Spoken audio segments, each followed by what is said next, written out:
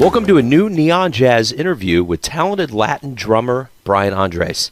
During our interview from our base here in Kansas City to San Francisco, Brian spoke openly about his roots in Cincinnati, Ohio, his many gigs over the years with a variety of musicians, moving to San Francisco to form his Afro Cuban Jazz Cartel base, along with much more.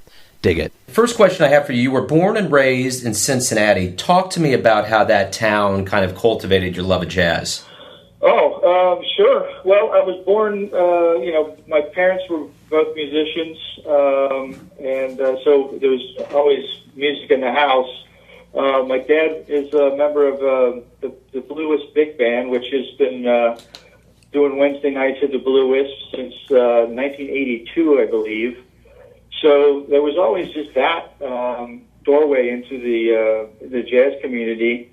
As a result of that, I was always listening to local gigs that my dad would do, and then borrowing records from his record collection.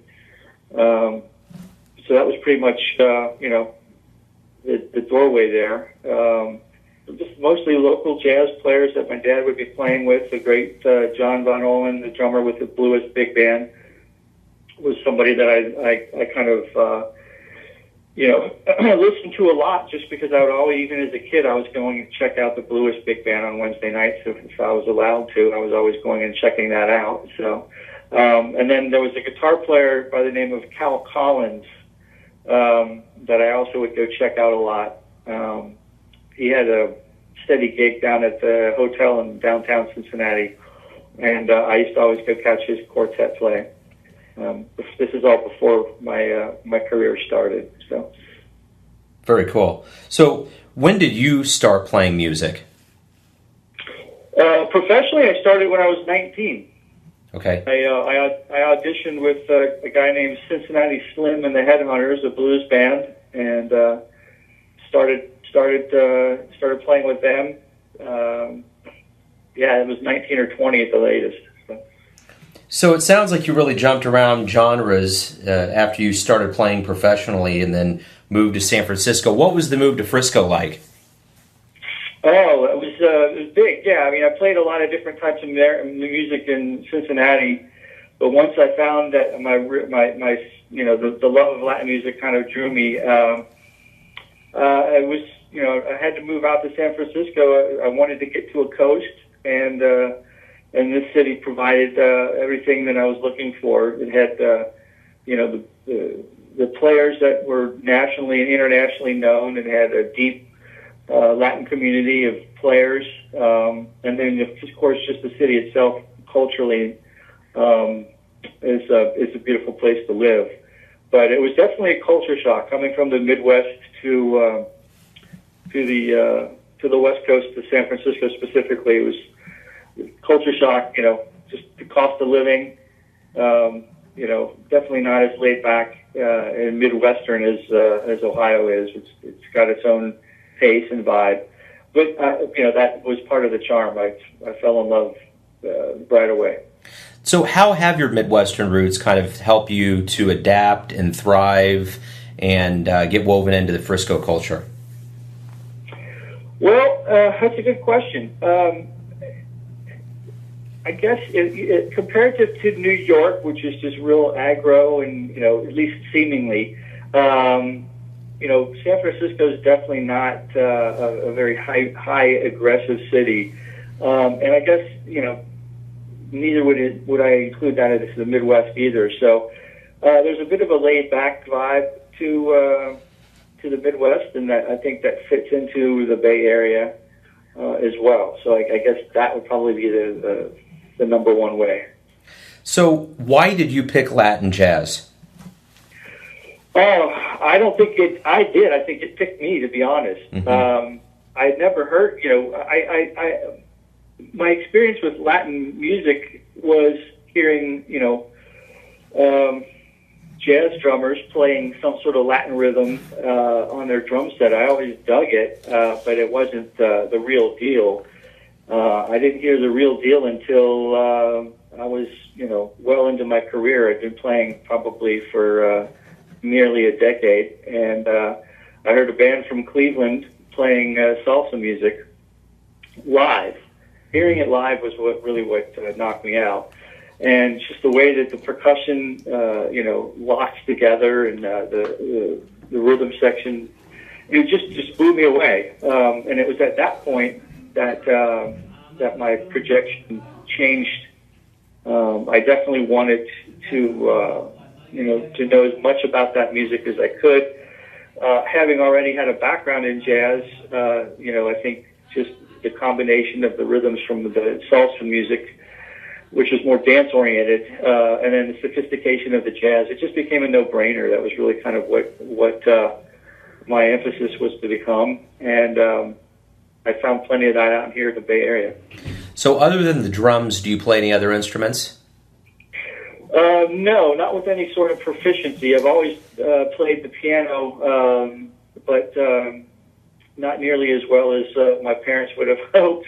They were always trying to get me to play more piano when I was a kid, and I just never would. But I can punk around on it, but it's definitely, drumming is the only thing I'm really any proficient at. Right on. So as I look over your career, you performed with Little Anthony and the Imperials, Faith Prince, and shared the stage with Woody Harrelson and a lot of other guys. What's been some highlights for you as far as performances with other musicians?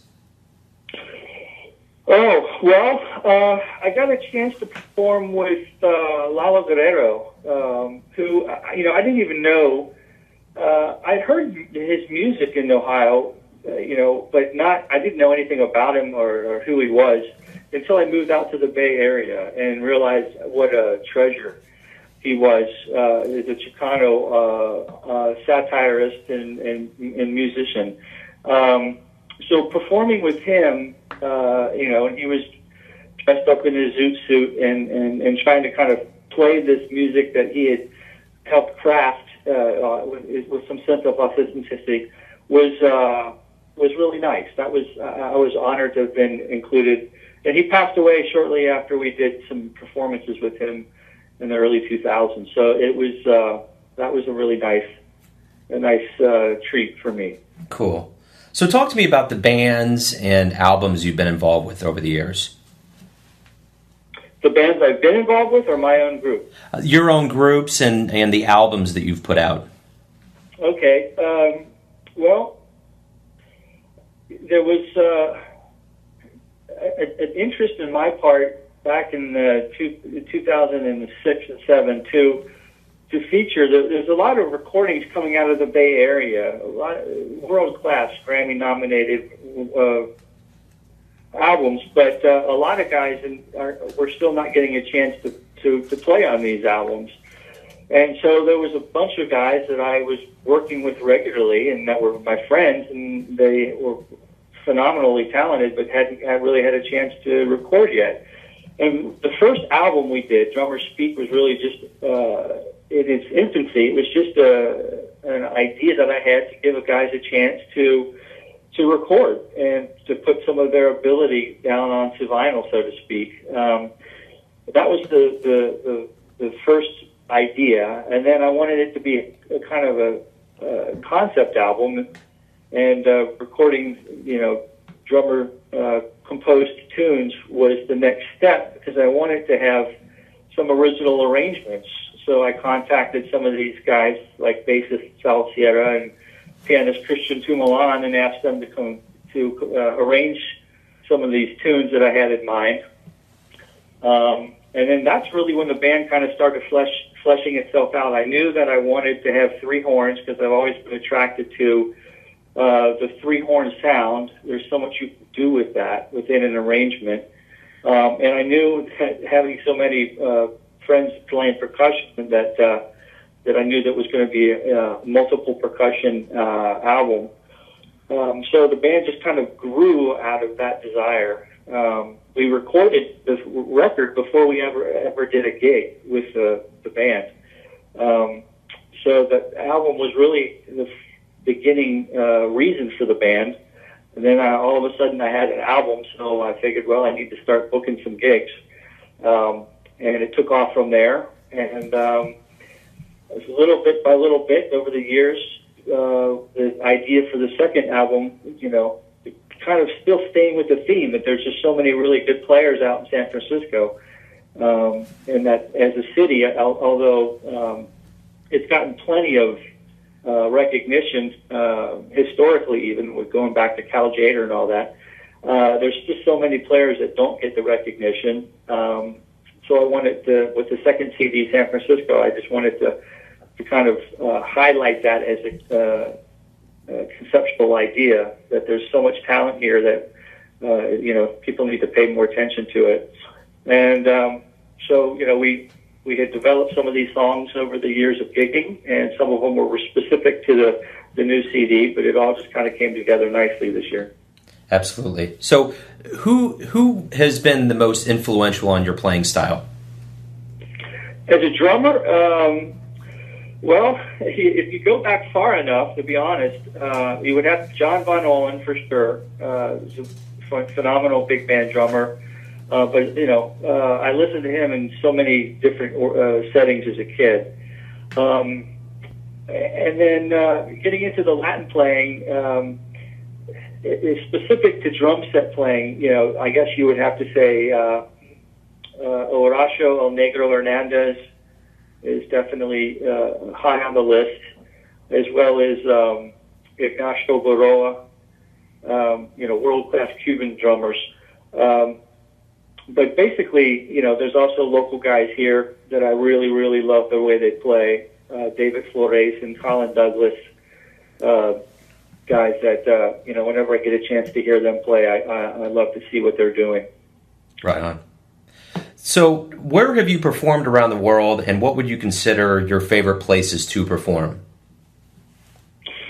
Well, I haven't gotten around the world, so to speak, but I had an opportunity to perform. One of the most unique places was Red Rocks in Denver. That's just such it's the way outdoor amphitheaters should all be. It's just an amazing place. So that's one that sticks out. It's just a special place. But otherwise, yeah, I played from East Coast to West Coast. I love playing. Wherever there's a crowd. We've had some great gigs in the Midwest where it's just been a great listening crowd, and we've had some great gigs out in the West Coast where people are really into Latin jazz. So it's really more about the audience than it is the location. So have you swung through Kansas City? I have not swung through Kansas City. That's one place with such a history of jazz I'd love to get to, but I have not been there yet. I haven't actually been to the city itself. Spent some time in St. Louis, but never got to Kansas City. Yeah, I think you would have a captive crowd, and you got the Jazz Hall of Fame and 18 and Vine. I think you'd have a good time.